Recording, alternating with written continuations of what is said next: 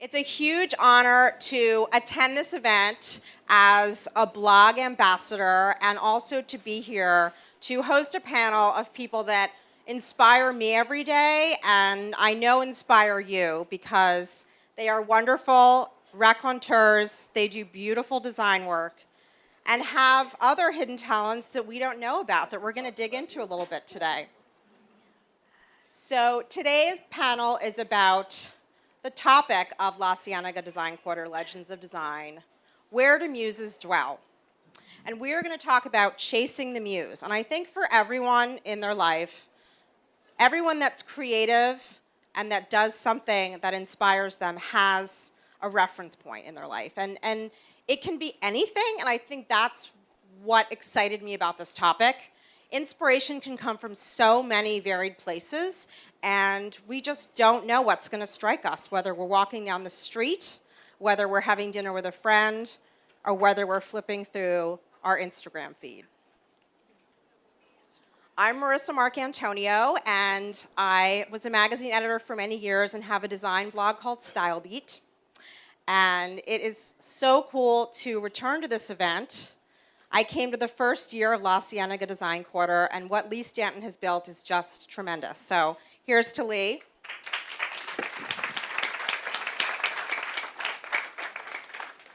Thank you for inviting me to have this talent here and really get the bi-coastal energy flowing. Good vibes.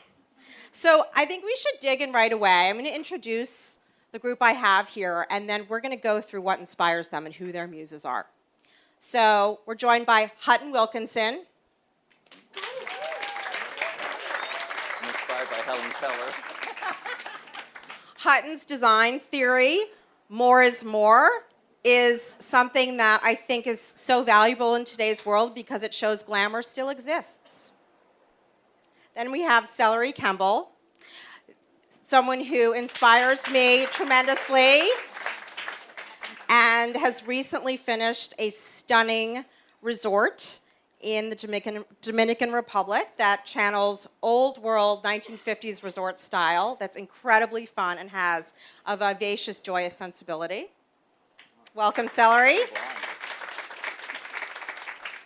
And we have an old friend of mine, Skylar Samperton, who has an incredible California girl look about her work. She's inspired by wonderful bohemians, and we're going to learn more about the Bloomsbury Group today because that is one of Skylar's muses.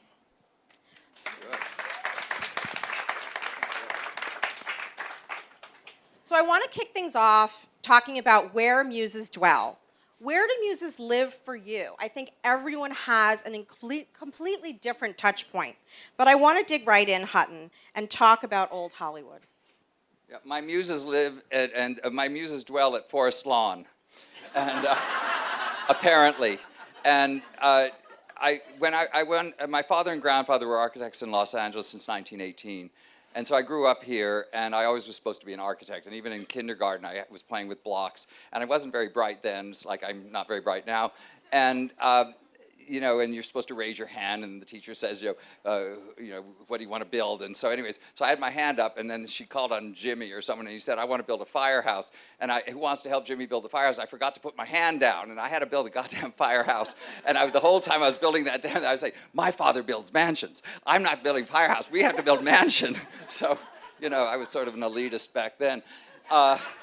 Anyways, and so when I was in 7th grade, I learned about Tony Duquette in the Los Angeles Times Home magazine. And if any of you are as old as I am, you'll remember that it was a wonderful magazine with, even the ads were wonderful.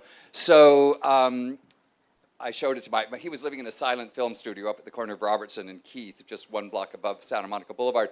And it had been built for Norma Talmadge, and he turned it into a house. His living room was 150 feet long, 28 feet high, and 28 feet wide with a stage at the end. Anyways, he was sitting on the stage of his studio wearing the robes of a cardinal on a throne from the Chapultepec Palace, surrounded by abalone shell and mother of pearl and crystal chandeliers and mirrors. And I said to my father, this is what I'm interested in, he was a very square architect. He said, you are 100% crazy. So I clipped the article, stored the information, and when I was 18, really 17, I got a chance to work with him, and I did, and I ended up owning the business, which is always nice. So did I tell you where my muses dwell? I think Well- that's going to come across in your work, which we're going to show, and we're going to start off with Jesus this necklace Christ. that you've designed because you wear a few different hats. Fill everyone in on what those different Well, hats I'm are. crazy for jewelry. My mother had beautiful jewelry, and I used to mess around with it. And she'd come home, and I'd have her whole bed covered with diamonds and things. I'd be shaking the bed to make them sparkle, and she got so angry, and she said, "Don't ever touch my jewelry," which of course I ignored that information. And so. I made jewelry for my wife since since I was 18, and then Bergdorf Goodman invited us to make a collection of jewelry in 1995, and we did it. It was all one of a kind, 18-karat gold, precious and semi-precious stones, instantly successful. It was under the brand name Tony Duquette, and Vogue magazine wrote, "After a maximum of minimalism, all fashion is turning to Tony Duquette for inspiration." So that was very rewarding, since I was doing all the designing for it. But this is a necklace with coral branches, anyways, and pearls made by very irritated oysters. This is they gave us all the windows on Fifth Avenue when our first book came out, Tony Duquette, that I wrote with Wendy Goodman, and all the windows were Tony Duquette windows, so that's sort of amusing and fun. And LCD Wolf, another one of my muses, she invented Tony Duquette in 1941. She discovered him. Check out how she cut out her gloves so that you could see her Cartier wristwatch. And she was she was a lady of firsts, and she was the first woman to fly with Wilbur Wright, the first woman to sue the IRS. Now, there was a good idea. And she invented the business of charging people for taste. She created a billion-dollar industry, the decorating industry. And in 1914, in 15 minutes, she sold Henry Clay Frick $3 million worth of furniture, which would be like $30 million today. Got a 10% commission, $300,000, like $3 million today. Bought a house at Versailles, 3 strands of pearls, and a Rolls Royce. When she used to talk to students at design schools, her opening line was, "First find yourself a millionaire." So, of course, I always say, "First find yourself a billionaire." So, anyway, so Elsie's good, and I think that... she was a muse then in she's the business side of design, she's which a is muse just to important be too. a first and to invent things and to find ways to make money. And she wasn't ashamed of making money. Now they want you to be ashamed that you've been successful. Well, forget about it. I mean, it's America. We're a nation of individuals. We should be rich and spend it. So this is another photo of the jewelry that you've designed. Oh, yeah. Well, there's my muse. It's my wife. And she's my best friend, Muse, etc. And, yeah, and there's Tony and Hutton wearing our robes. And for those of you that don't know, but I'm sure all of you do because we have a very plugged-in audience here that knows what's happening in LA, there is a wonderful home up in the hills called Dawnridge. Oh, and this is a the bane of my existence. I bought that house to save its life because it's a teardown in Beverly Hills. You could build 3 Tuscaranian villas on that property. And I feel like Ganna Walska. If you've all been up to Lotus Land, Ganna was rich. She sold her jewels. She sold her furniture. There was not all to pay for that goddamn garden, which is exactly what I'm doing, except I can't get any money for myself anymore. So it's like a nightmare. But, yeah, I bought it to keep. I think it's a historic house. He was the first American to have a one-man show at the Louvre in Paris in 1951, the only American. And they chose him to represent the decorative arts of the middle of the 20th century, which was really a weird thing because he was doing neo-Baroque decoration. He wasn't doing steel and black leather. So anyways, that having been said, I'm hoping to, I have no heirs, so I'm hoping to leave it to an institution. If anyone owns an institution, call me at once. They came to me from UCL. Who did they come to me from? From USC for the Doheny Library, and they wanted to make it a decorative arts library. And I've got 4 libraries of architecture and decorative arts books from my grandfather through Tony Duquette and myself. And I said, take it tomorrow. It's yours. Just take it off my hands. And they called 2 weeks later and said, if you could give us a $20 million endowment, we would be interested. I said, well, if you'd asked me 2 weeks ago, I wouldn't have spent it. So that's my life story. Okay, so Tony is one of your muses, was one of your muses, will remain one of your muses.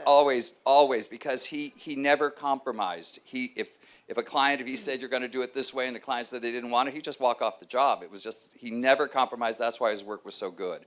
And of course, I kind of always compromised because I wanted to sell that and get a new apartment house. So, but So Not take us- anymore, but we don't compromise. I don't compromise on the jewelry. I do. It's the first time in my life I get to do what I want to do. If you like it, you buy it, and if you don't like it, I really don't care.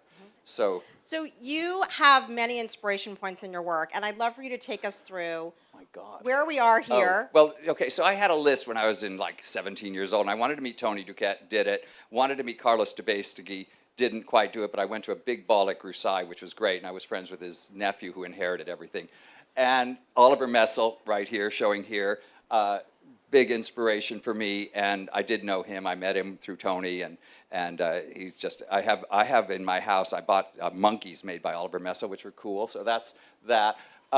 Billy Haynes, huge. I was at his 70th birthday party, and what I adore. I know this house very well. I used to be teeny tiny, like you, and Tony gave me all the jockey silks of Elizabeth Arden, who was his client, and they fit me, green and pink and all those silk satin things. So anyway, so the first time I went to this house, it belonged to Francie Brody. Her father was so rich because he was an advertising man, and he invented that slogan, calling Philip Morris. Every time they said that, he made I don't know how many dollars. But so anyways, but what I adore, so anyways, I was sitting there with her on the Billy Haynes sofa in my jockey silks, and she said, "You look just like She said, "You look just like one of my Degas."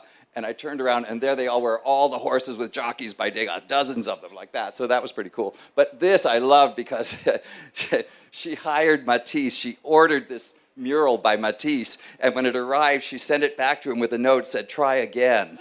I mean, it's just so cool. So yeah, Billy Haynes, love Billy Haynes. An iconic California moment. Yeah, and this was A. Quincy Jones architect. It was his modern thing, but Billy was good with his Georgian look. He was good with everything. He was great.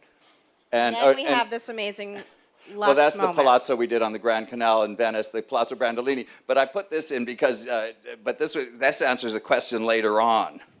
Yeah, so we'll remember this image because we're going to be talking about it we're going all later. through Hutton's thing right now? We're These gorgeous taking girls everyone are just going to through. sit here and looking gorgeous the whole time? Everyone's I didn't want to inspiration, talk then too we're going much. to circle back. The question is going to be like something like, what is the one thing you still want to do? Well, I would like to get a Venetian palace. So this is pretty cool. I bought those blackamoors. No, that's cool. Go back to the blackamoors. I got those blackamoors, and I bought them for Dodie Rosecrans. I bought 2 of them. And I got them back to the Palazzo, and they were both left-handed. And I called the dealer, and I said, they're both left-handed. Were there any more? So she called the prince at Palazzo Balbi. He said, yeah, there were 4. I gave 2 to my sister and 2 to myself. What an idiot. Broke the pair.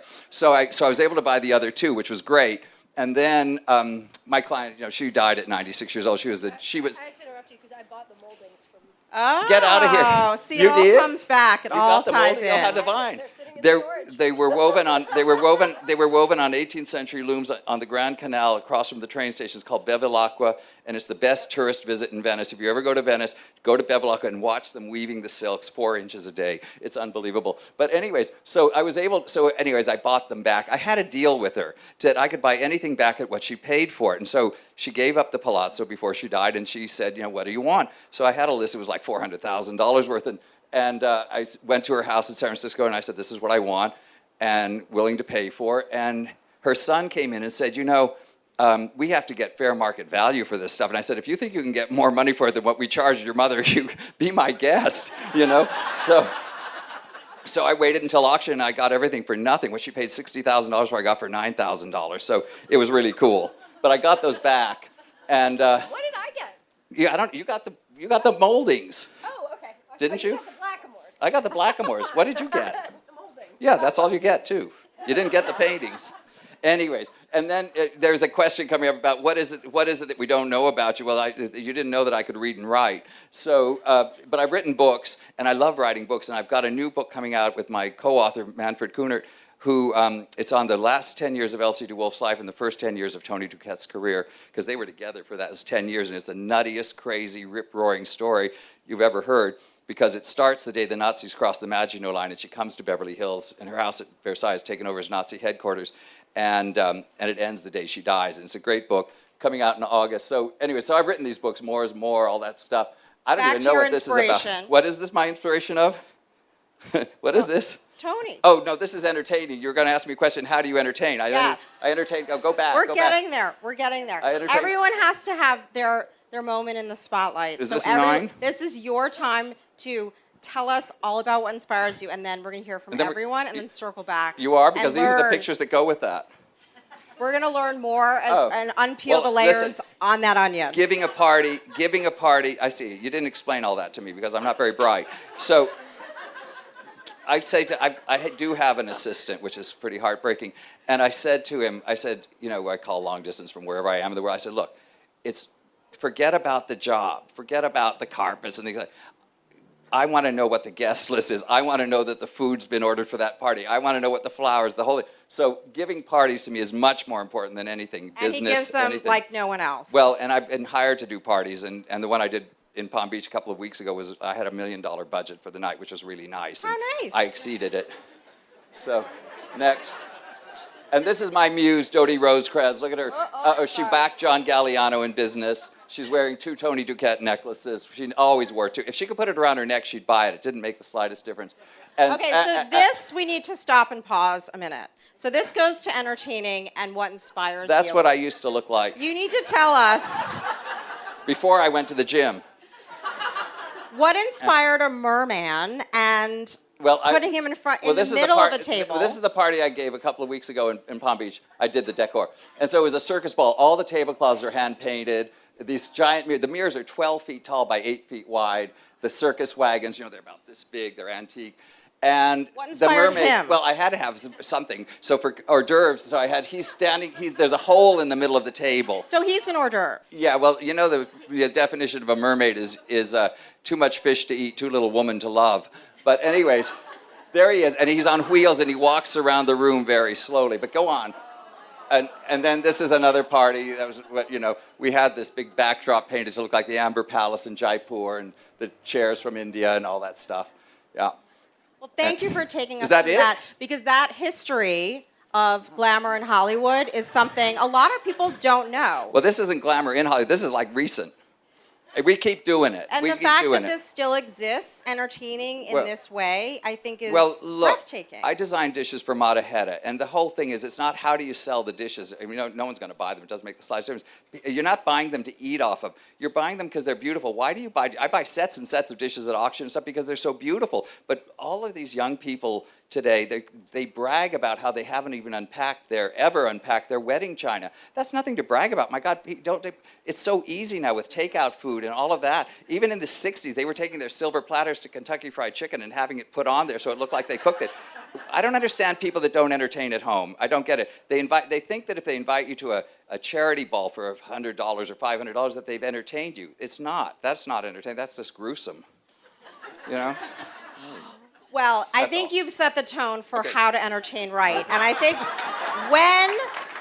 when people take on entertaining at home, they look at what you do and they take little pieces that inspire them. In whether it's a piece of coral that you put as your centerpiece, or a votive that's rock crystal. Anything you can lay your hands on. I don't like really flowers in the middle. I like objects. So Skylar, it's on to you. Wow. And I know that that's a feel like tough I act should to leave. follow, but I think you offer a sensibility that is so inspiring and really Californian at the core. There's something that in your work that really capitalizes on the sunlight here, on the way the light falls and plays off the texture and materials and patterns that you use in your work. That's really special. Thank you. So let's dig right in. So your inspiration points, your muses, are incredibly hip and cool. So we're going to start off with this first one. Who is in this picture and why are they important? I was afraid you were going to ask me exactly who those people are, but they are members of the Bloomsbury Group, who are people that are very close to my heart. I've always been a big fan of these guys. They were kind of a wacky group of intellectuals, philosophers, artists, and writers that got together in England the first part of the last century.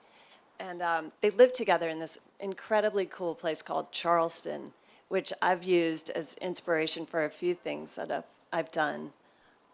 That's actually a picture of Charleston, and you can see that their whole idea was to kind of not have any distinction between fine art and decorative art. So they painted literally everything. They did needlepoint pillows, rugs, they painted mantelpieces, their walls, they printed fabric. It was sort of seen as a whole. And I love that idea. I love, like, the more patterns, the better. And I actually use that paisley pattern in my own dining room, which I think is coming up. We have a picture of that. Also, I think one of the things that was so cool about this group that we're really seeing a resurgence in today is the handmade and the maker movement. Yeah, This was absolutely. sort of the initial incarnation of rejecting the norms, post-Victorian. People really wanted to break out, be unique, and live a life with pleasure and enjoyment. And I think this room is so soothing and soft even today. It's still so relevant when you think about what they were doing way back then. Now that's from Burberry's spring collection, which I absolutely love, and they took motifs directly from the Bloomsbury group and from Charleston.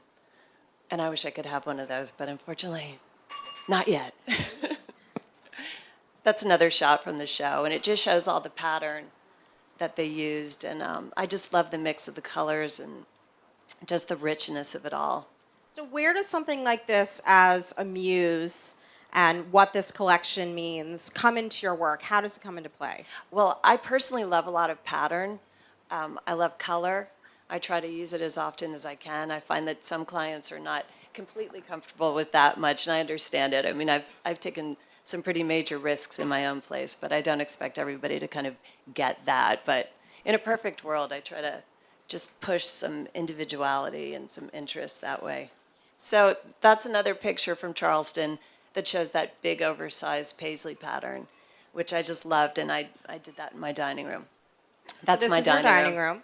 So you can see there's just a mix of the Moroccan lantern and the Indian tablecloth, and I got that great piece hanging on the wall at Nikki Kehoe, and I found that dog bank. That's actually a bank of the greyhound on the top of the shelf. So I really am a fan of mixing a whole bunch of things together, and I love the way that no project I've done really looks like another, and I've felt like I've been really lucky in getting a lot of pieces from my family too. When they've moved, I've gotten a lot of great things from my parents, who were amazing muses of mine. So Oh, that's amazing. that's kind of how I threw it all together. It's not planned. It's very haphazard. There's no sort of formula to it. I just wing it. That's actually in front of my place, and again, that's a Bloomsbury motif on the planter. Those just came from a hardware store, and I had them painted, and had my neighbor do that stripe of the motif on the bottom. And of course, I did the big foxgloves and wildflowers. I'm a big fan of big overgrown gardens and dogs on beds and messy hair. So that's sort of my This is the aesthetic. thing about LA. So this is another inspiration of yours. So the eccentric English moment. I love crazy English people.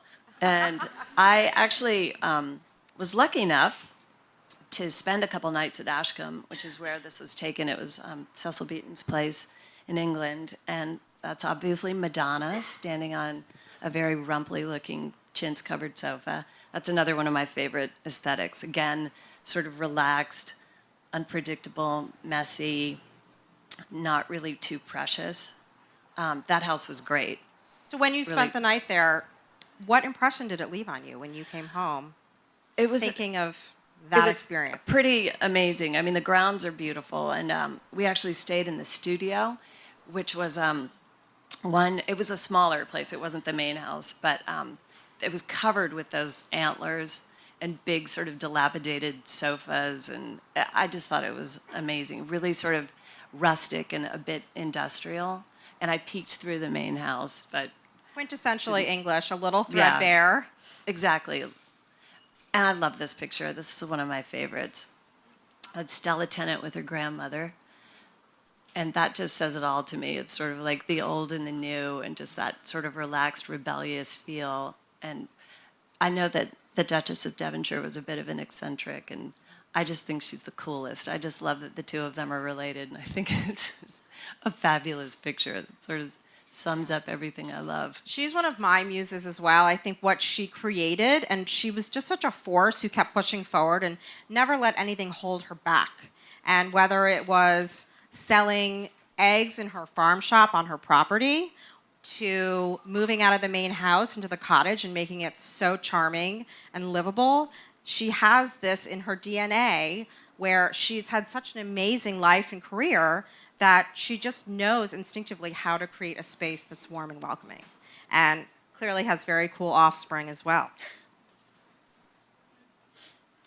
Oh, that's another thing I love, that bright turquoise wall, and that obviously all those great salon-style photographs and prints, and another mix of color and sort of traditional elements.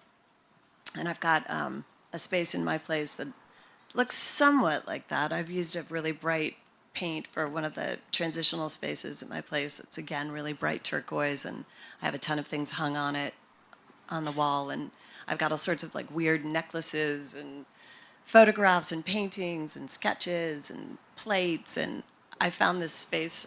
It was sort of unremarkable between my living room and my bedroom, and I thought, what can I do with it? So I painted it a really bright color and just kind of went into my garage and pulled everything out that I could find, and it ended up being kind of a successful spot. It's all about the backstory, because I would never have known what you just said, like where this is. This I would think, Where this this is a is? living room. Yeah, that's not mine. Oh, okay. No, Sorry. that's not mine. See, so backstory is important. Mine's coming up. That was Okay. Okay. Yes. That's not it. That was in House Beautiful a couple months ago, and this was a guest room that we did for a client in Brentwood. And her son, who's, I don't know, I think he's like 16 or something, said, "Mom, what's with the Royal Tenenbaums room?" that was one of our quirky spaces. This is a kitchen I did for Carolyn Murphy, the model, again in Brentwood, and she wanted to be really relaxed. She wanted the farm table and all the mixed textiles, so we got a bunch of old vintage pieces from Liberty and some Indian Moroccan pieces and vintage chintz, and found that valance back east, and just sort of threw that together. And I love the way that looks sort of charming and imperfect. That's my hallway. Uh-huh. That's my blue What blue a great wall. blue. What is that? It's Pratt and Lambert. It's called Myth. Okay. It's a little brighter I in will note person, but that's just a shot straight through to my bedroom, and you can just sort of see it's like a bunch of Bessarabian rugs and old wooden pieces and Suzanne Rhinestein's fabric on the lampshade. So it's a big mix. I love a big mix of pattern. I grew up with my father also, like Hutton's was an architect. My mom had amazing style. She was always on the best dress list and always pushed me and my brothers to sort of go for it and not really be concerned with what everybody else was doing. She was really pushed on us from an early age to be courageous and really make our own mark. And thankfully, I was given a lot of things when they moved, and sadly, I lost both of them about 6 months ago. So I've got quite a few of their things in my collection, and it really was for me, how am I going to make all of this stuff work? And thankfully, it all kind of went together, but my mom taught me a lot about color and how to sort of disperse it throughout a room and not using too many things that have legs and different shapes, like just some basic sort of premises. She wasn't an official interior designer, but she had amazing taste. So that is Thea Porter. Well, it's not her, but it's a photograph of one of her designs. She was an English designer in the 60s and actually began as an interior designer. And she used a lot of fabrics from Morocco and India, and then became a dress designer. And obviously, I'm a big fan of fabrics like that. Textiles are one of my favorite things ever. And I just love that whole feel. So that's going into sort of the bohemian, Moroccan, exotic thing, which I also love. So you worked with Michael Smith. I sure did. What did you learn from him about textiles? I And how learned, to work with them? I already knew a lot from my family, but Michael was very bold with how he used textiles, which I always admired. He was a big fan of Suzanne's, used them for bed covers, curtains, tablecloths, which is also something that I grew up with. He had a real knowledge of a range, historical range of different textiles. And He has an encyclopedia for a brain yeah, with for antiques. sure. It's really remarkable, right? Oh, yeah. No, I learned so much from Michael. That was a really great experience. He started out as a friend of mine, and I got hired as a fluke. And I was just supposed to be there for a couple weeks, and then one of the girls left because she was having a baby. And all of a sudden, I took over her jobs, and then I was working there. So this has nothing to do with interior design, but I just love that picture. I love the colors, and I love that dog, and I just love I just like things that are very relaxed and comfortable and kind of quirky. A hobo's house. Yeah, so to sum it up, that's kind of me in a nutshell. And that's Anita Pallenberg, who I adore. How great is this image? I there- mean, I love this as a reference point. So obviously there we've got the Kaleem, the Suzani, a little animal print. Again, very relaxed. I can't quite tell what those curtains are, but they seem like they could be kind of Such an inspired chintz-esque. image. So that kind of, that's got everything in it that I love, including Keith Richards. That's my bedroom. And that's just shows you another shot of the Bessarabians, the Suzani, just the mix. That's an old screen that I use as a headboard that I've had since I was 19. So I really don't really get rid of anything. I keep it all and find a way to make it work. Thank you for taking us through that. It was really, really great. And finally, we have Celery Kemble taking us through what inspires her. And I was so touched and moved when Celery said what her muse was in her life, because it was so different from everyone else's perspective. And I thought, I am so thrilled that this is where you're coming from as a vantage point, because it's so Celery. Yes, here's a picture of me wearing a toupee, because I think of inspiration as it's a matter of energy. For me, a historical reference is something that I look at too quickly and then I get literal. So I actually lose the ability to sort of get creative from that point on. What catches me and inspires me creatively is someone else's energy. So it's always got something to do with sentiment or an ephemeral moment. And the easiest thing for me to say that's most honest, it's, caffeine inspires me. Competition inspires me. I'm very rarely goal-driven. I kind of have to see what somebody else has already done and say to myself, oh, shoot, if they can do that, maybe I can do it too. So I look at the work of my peers all the time. And also, I couldn't look at my own work without saying that I've taken as much as I possibly can from you and Tony Duquette and Oliver Messel and Joseph Urban, all these stage designers, people who create a moment. So I think what I'm saying in a long-winded way is it's the moment you get hit with electricity and excitement and something sets a new idea off in your head. And to me, that's inspiration, that's a muse. And so here we are looking like idiots at a party. Anyway, these are other friends of mine. And again, it's my friend Amanda Brooks, who's a fashion commentator and has some of the most incredible style ever. And when I think of her, she has that magic of everything she does in her life is styled. It comes together in her hands and looks new, and you understand it's evocative of a feeling she's trying to project. So these are just snapshots on her Instagram, which is her breath is bad in the top picture. She hasn't brushed her hair. She's rocking out with her 10-year-old son on a boat. And here we are. She refers to this as her old lady golf mom. We just hit the top of a mountain. Look how happy I am. And they're burned. But you have to explain too, though, that this is a very old dear friend from the Adirondacks. Yeah, these are my childhood friends I'm showing you, but they're all in the business we're in, which is they're still selling style. They're still muses for you today, and the they're fact that evolving. you've seen how they grow. It's pretty amazing. No, but their lives, like most people in this room, are about translating an idea and selling it to someone else. For Amanda, it's teaching people how to look at fashion. For Bronson, it's how to invent a moment and take a party to a new place. And for me, if we keep ripping through these, it's about decorating rooms and creating moments and feeling in new environments. So this is Playa Grande Beach Club in the Dominican Republic, which is sort of an invented style. Thank you, Tony and Oliver Messel and Dominican craftsmen. So we call it Puerto Plata Victorian. Did you do the architecture? Yes. She did the architecture. Well, I'm not an architect, but I worked with a fabulous builder, and this was all done, as a flight of fancy. The classic vernacular of the Dominican Republic is something that you have at play here with this. Well, it's really hard. lacy There is no trim. vernacular because it was a colonial. There's Spanish colonial, then there's the sort of farmhouse country, then there was sort of this crazy Victorian overlay, which happened to be the part I liked best. And then, so we mixed the Victorian with a lot of the farmhouse construction. I worked with a company called the New Jersey Barn Company, and they do barn restoration, and a brilliant builder. And so this is the bar. And I feel bad having people trapped staring at these pictures, so we can go through quickly. This is out by the pool, and where we all have breakfast. Hopefully you guys will all come stay, because it's a little boutique hotel.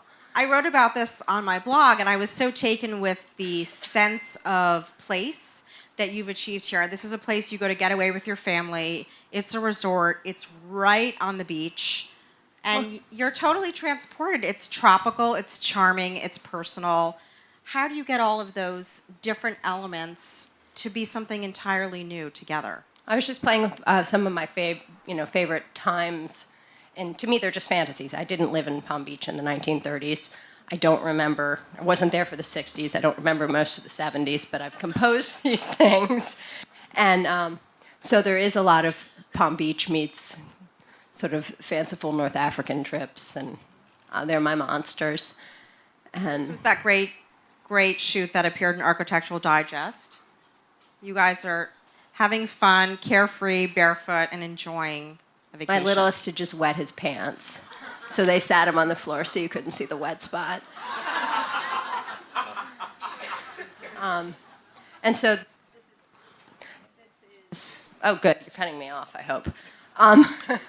No, these are just moments in Palm Beach that translated down through to the Dominican Republic, and then also into my outdoor furniture line for Lane Venture. And I don't think it needs a big description, but you can see the elements. What a great shot. So there's Elizabeth Taylor and some sort of Victoriana wicker translated to the 70s, which then ended up in the DR. So it's just the mood. Babe Did Paley. you grow up with one of those chairs in your house, and so it's just always been a part of Several. you? Yeah. And the old bent rattan. I just think there's something glamorous and lazy about these images, and I like lazy. I try for glamour. So they're just inspiration shots. Old Slim Aarons. Some work my mother did.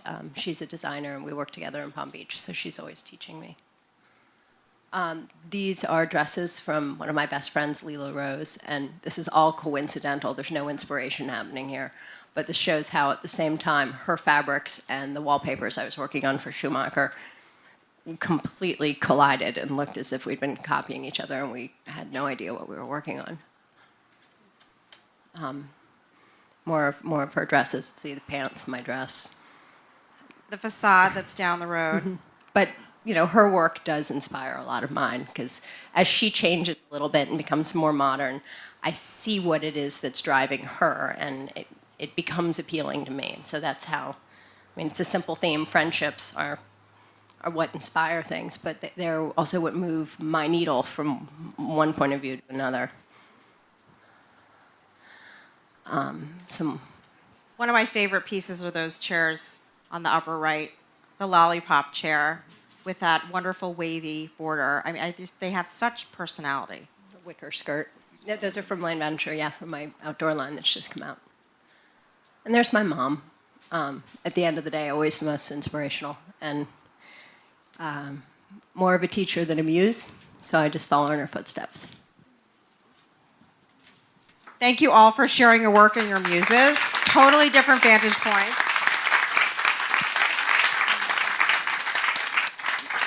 So let's get into sort of how this all started. At what point in your life did you want to be a designer, and what inspired you to take that leap? Were you doing other jobs? Were you in other fields? How did you know this was going to be something for you? I think this was in your DNA, but... I wanted to be an architect, but I realized the decorators got all the attention. They're the names that were in the Architectural Digest. They were the ones with the Rolls Royces back in those days. I never quite made it there, and that's why I did it. I wanted that kind of attention because I'm desperate for it. And Skylar, what was your vantage point when you entered this industry? I think that experience was a little fortuitous, and it ended up being something that you really latched onto, got good at, and said, this is it? Well, my father was an architect, as I mentioned, so I used to play with all of his samples from Knoll, and my dog was my first client. So I would design things for my dog, and then I sort of forgot about it. And then I took one of those tests, actually in college, that said, what are you good at? And they said interior designer, and I think teacher, and I, again, didn't pay any attention to it. And I actually worked at Fox as a publicist for the network for quite some time when I moved out here. And when I met Michael, it was a complete fluke, and I just sort of fell into it. And I had a friend who was a producer at Fox who had been to my place a few times, and he said, if you ever want to go out on your own, I'll support you, back you in your venture. So that sort of gave me the courage to do it. And I didn't really take him up on it, but monetarily I didn't take him up on it, but that sort of, it gave me the nudge to kind of do it. And Celery, this came to you in a little bit of a roundabout way. It started at home, then you ventured off into another Well, I arena. had no interest in decorating. It was the annoying thing that kept my mom away, But I think that I was dragged around to so many beautiful houses because that was her focus. And the home I grew up in had such spirit that when it came time to make my own life and live somewhere, I couldn't handle the white walls, and started, creeping out into the flea markets and discovering that I was so spoiled I had to figure out how to make things nice for myself. And that was the start of decorating, and then I began doing it for friends.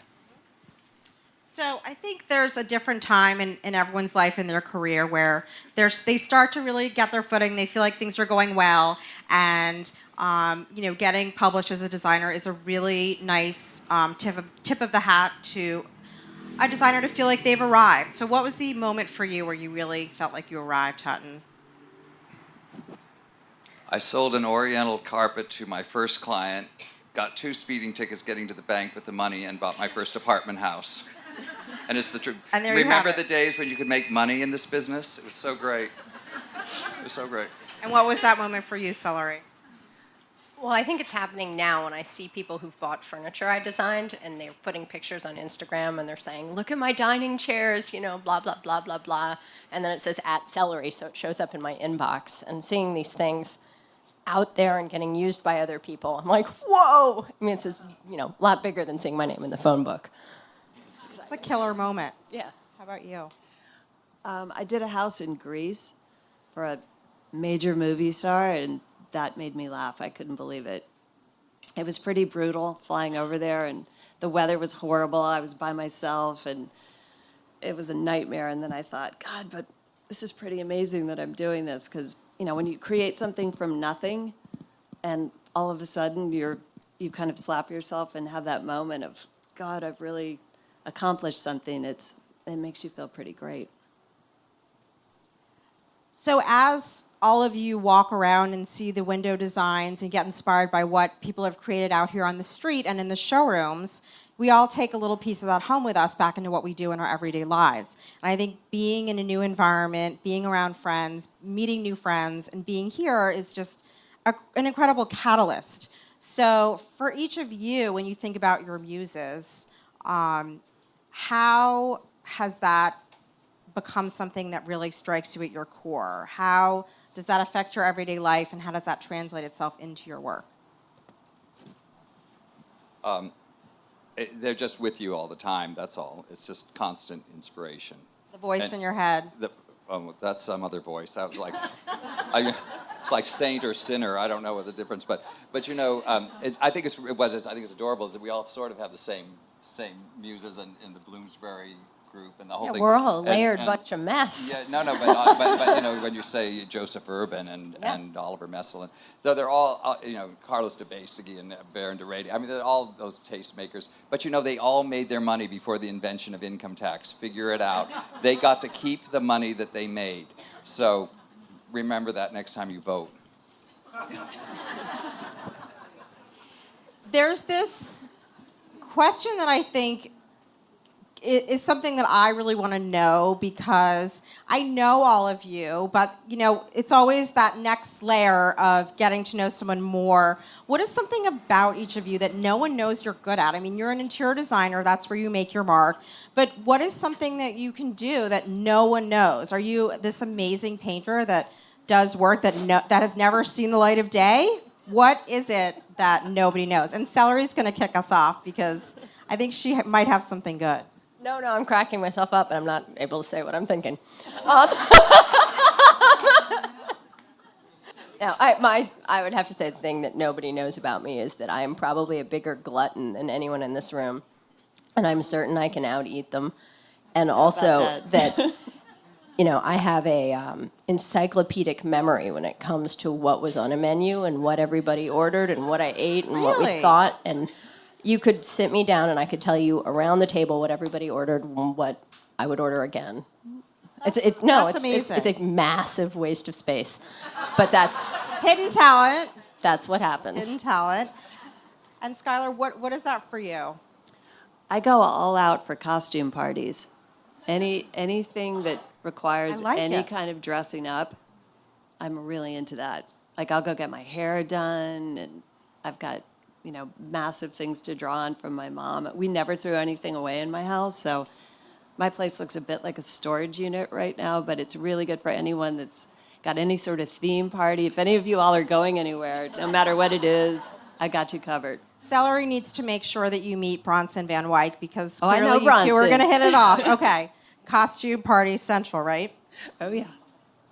So one of the topics that is something I know you all do well, let's talk about entertaining, because when you have people into your home or you create an environment, even when you're in a restaurant, a piece of you comes across in that experience of getting your friends together, people that you really care about, having everyone commingle. What is, if you were to think about this inspiration and how that plays out in how you spend your free time with your friends and how you entertain, Hutton, what is it that is the zeitgeist for you?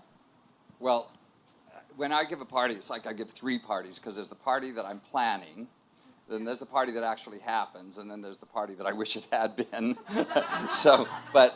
Anyways, and I think I love theme parties, absolutely, and I just think that there's such a sense of missing Southern hospitality in this town.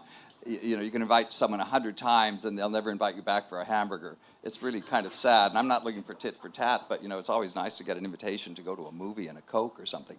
Anyways, but I think, you have to just plan these things. I plan it from the minute they walk through the door, who they're going to sit next to, what they're going to talk about, what they're going to wear, the whole thing. And then, of course, it always turns out to be a whole different party. But at least I get to go to 3 parties for the price of one. Yes, the before, the during, and the after. Yeah. Yes. And Celery, what is it for you? I think you have such a welcoming sensibility. Oh, it's nice that you say welcoming sensibility. I was about to say, I'm an embittered New Yorker. Yeah. I'm sick of parties mostly, unless I define there are 2 different things. They're really, really fun parties where the guests buy in and really participate. And so that's where I think a costume party makes the difference. I was just like a prom that you attended? No, or I was just in Greece on at the conference, Leaders of Design conference, and we all dressed up one night in togas, and I guess asking people to participate and giving them something that they can show of how hard they're going to work at your party pulls everybody in a different way. And then another night it was a 70s theme, and it just changes. It changes how people behave so dramatically. So I'm either go big and make your guests work hard, or go really, really small and invite them into your home as you live in it and make it not even that extraordinary. I mean, I don't want to go out and buy a bunch of flowers and make my house perfect.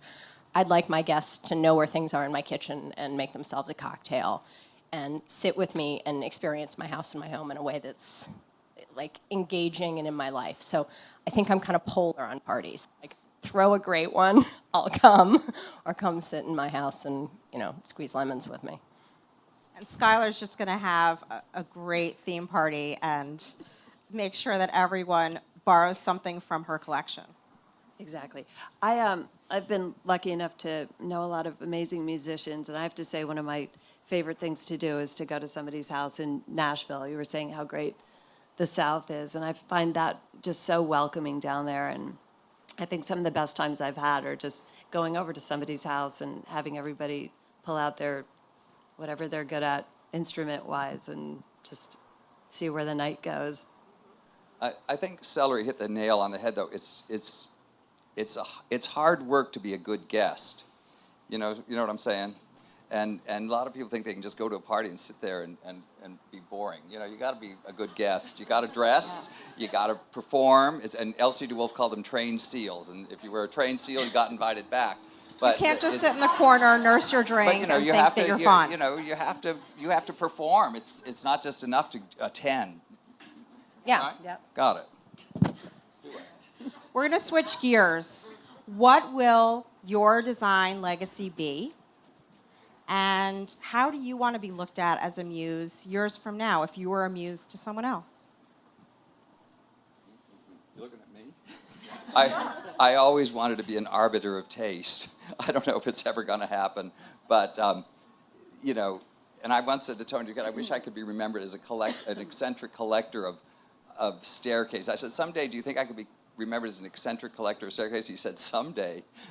So, anyways, I don't know. I mean, I don't really think about it. I think, you know, you're gone, you're gone. We'll see what happens.